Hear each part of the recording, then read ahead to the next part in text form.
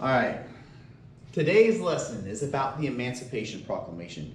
Now, the Civil War is different from any other war that America has ever fought. It is America versus America.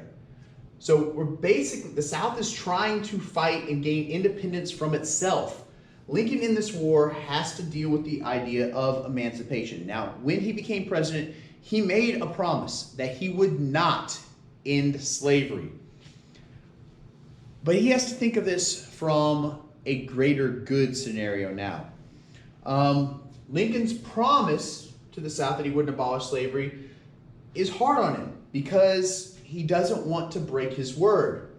But he also recognizes that slavery makes the South stronger. So the longer the South has slavery, the longer this war could last. The views of the North differ on emancipation. There are some people who are for it. They hate slavery, and then there's others who think that this needs to be the punishment for the South for seceding. There are those in the North who believe that Lincoln had a promise to keep. There are those in the North who own slaves, so they don't want slavery to end because they actually own them. Missouri, Kentucky, Delaware, Maryland, there are slave owners in all those states, and they never seceded, so they want to keep their slaves.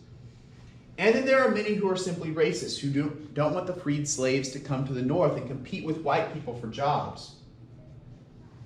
Lincoln's solution was he is going to free the slaves. He's going to have emancipation, but it is going to be an act of war on the South. It is not done because slavery is wrong. He doesn't say that. It is not done because it is a punishment for the South. This is an act of war. It is done to try and weaken the South during the war. However, Lincoln does want a victory before he announces this decision. And he does get the victory that he wanted at the Battle of Antietam. It is right shortly after this battle that he does make the announcement. Now, this is the first major victory that the North has, so it is kind of a big deal. All right, the Emancipation Proclamation starts off of here. First thing he says, whereas on the 22nd day in September, in the year of our Lord, 1862, that is saying that the date that he wrote this is September 22nd, 1862. A proclamation was issued by the President of the United States containing, among other things, the following to wit, that on the first day of January, in the year of our Lord, 1863, all persons held as slaves within any state or designated part of a state, whereof the people shall then be in rebellion against the United States, shall then thenceforward and forever free. What he is saying here is that he is not ending slavery everywhere. He says that if you are in rebellion on January 1st, 1863, all slaves within that state and that state only will be free. So only slaves in areas of rebellion are freed on January 1st. So he's also giving the slave states, the southern states, a chance to come back. If they come back before January 1st, 1863, they get to keep their slaves. See, he is using this as a method of war to try and weaken the South, to try and give the southern states reasons to come back, to try and weaken the Confederacy. It says down here, he is doing this as the commander-in-chief of the Army and Navy of the United States in a time of actual armed rebellion. That is why he is ending slavery as a fit and necessary war measure. That is why all of this is happening. It's not because slavery is wrong, even though we believe it is today. He's not saying that it's wrong. He's saying he's doing this to weaken the South because of their rebellion. But he's also saying they have a chance to come back. Down here, it says who loses their slaves. Arkansas, Texas, Louisiana, except. See, these parts of Louisiana have already been conquered by the Northern Army when they took the Mississippi River. So the parishes of St. Bernard's, Plaquemines, Jefferson, St. John, St. Charles, St. James, Ascension, Assumption, Terrebonne, Lafourche, St. Mary, St. Martin, and Orleans, including the city of New Orleans, they all get to keep their slaves. It says Mississippi, Alabama, Florida, Georgia, South Carolina, North Carolina, Virginia, except the 48 counties designated as West Virginia, because the state of West Virginia was formed specifically so they could keep their slaves. And also you'll notice that the state of Tennessee is not listed on here. Tennessee gets to keep their slaves because they've already been conquered by the North. So technically they're already back. They aren't going to have been seceded anymore. So that is why a lot of people think that the Emancipation Proclamation ended slavery. It did not. The Emancipation Proclamation lets West Virginia keep its slaves. Delaware, Maryland, Kentucky, Missouri, Tennessee, and a large portion of Louisiana all get to keep their slaves. The Emancipation Proclamation was done as a threat to the South. Now the South, when New Year's Day comes around in 1863, not a single slave gets freed. Because Abraham Lincoln is not the president of the South. That is Jefferson Davis. Basically, it'd be like if the president of Mexico tries to make a rule on the United States. He's not our president. We don't have to follow it. That's how the Confederacy looks at Lincoln. So, the proclamation destroys the South's hope for cotton diplomacy as well, because the rest of the world is against slavery. And the Emancipation Proclamation changes the whole purpose of the war. See, originally, this was a war for Southern independence. They want independence from the United States. The Confederacy wants to be a whole separate country. Well, in 1863, on January 1st, the purpose of the Civil War becomes, at least for the North, to end slavery in the South. Most other countries did not read the Emancipation Proclamation. So all they know is that slavery dies because of this.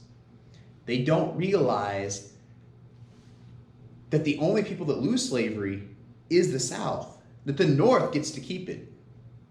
They see it now as this is a war against slavery. Some Northern Democrats, Frederick Douglass, argues that the Emancipation Proclamation doesn't go far enough because it didn't end slavery everywhere. Some Northern Democrats, who were actually called Copperheads, that's what the group was called, argue that it is unconstitutional to take away their property. There was also controversy on whether blacks should be allowed in the military. Because the Union does need more troops. Blacks were allowed. They were paid less, and they were put in more hazardous conditions. They were given inferior equipment. If you want to watch a really, really, really good movie about it, there is one. I cannot show it to you, but if your parents will allow you to watch, it is a movie called Glory. It has Samuel L. Jackson in it, I believe. No, it doesn't have Samuel L. Jackson. Not him. It has Morgan Freeman in it. It has Denzel Washington in it. If you've ever seen the movie The Princess Bride, it has the Dread Pirate Roberts in it. It has Matthew Broderick in it, who was actually Ferris Bueller. So it has a lot of big name people, not Samuel L. Jackson. It'd be way different if it had him. But Morgan Freeman's in it. Denzel Washington's in it. It's a really, really good movie. It's rated R because of violence. It's a freaking war. You got the Civil War going on. So you got the Copperheads. These are the Northerners who were opposed to the removal of slavery. They're the Northern Democrats. They were called Copperheads because they were said to be like poisonous snakes. They were trying to poison America. To silence the Copperheads, Lincoln suspends habeas corpus. Habeas corpus is protection from unlawful imprisonment. So if you did anything against the government, if you spoke out against the government because of the actions that Lincoln was taking, you could be thrown in jail with no cause given, and he could just lock you up.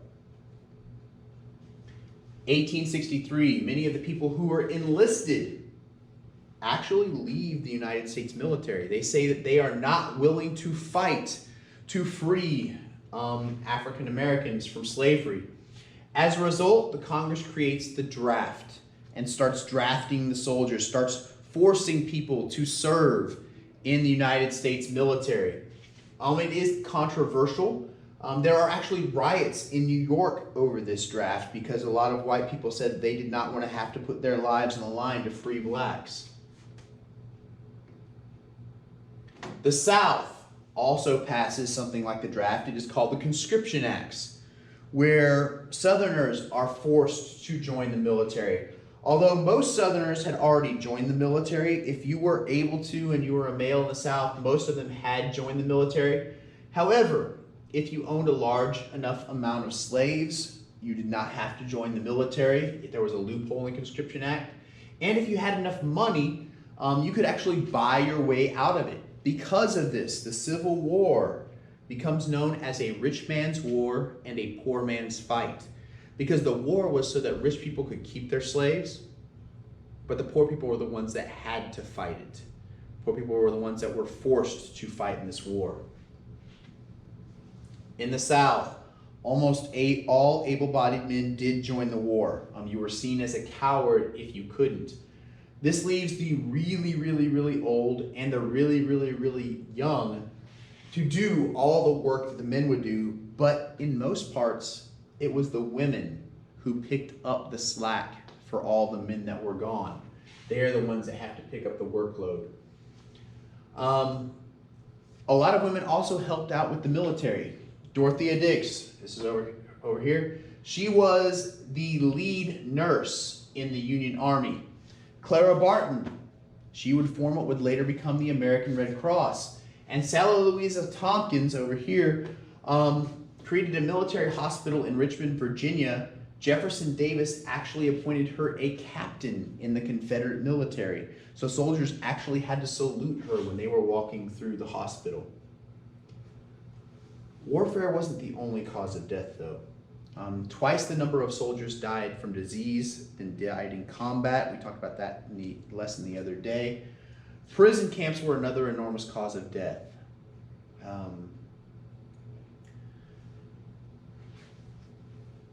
Prison camps, both sides were treated horribly. Andersonville, Georgia was the worst of all of these prison camps.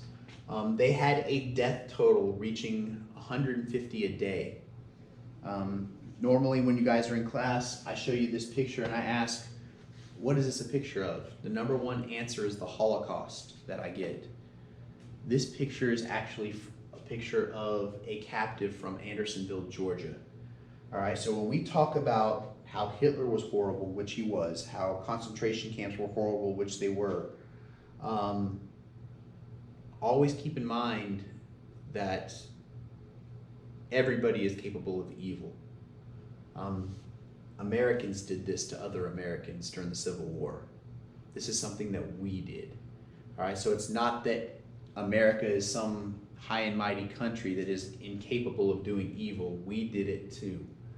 And it's important that we keep that in mind so that we don't think we're better than anybody else, and always keep our eyes open to make sure that we don't get caught up in the evil again. All right, your essential question for this lesson was, what argument could the government use to justify the taking of Southern property of slaves? Well, first of all, we don't take everybody's, we just take our enemies. So you got that. Mentioned the Emancipation Proclamation in that.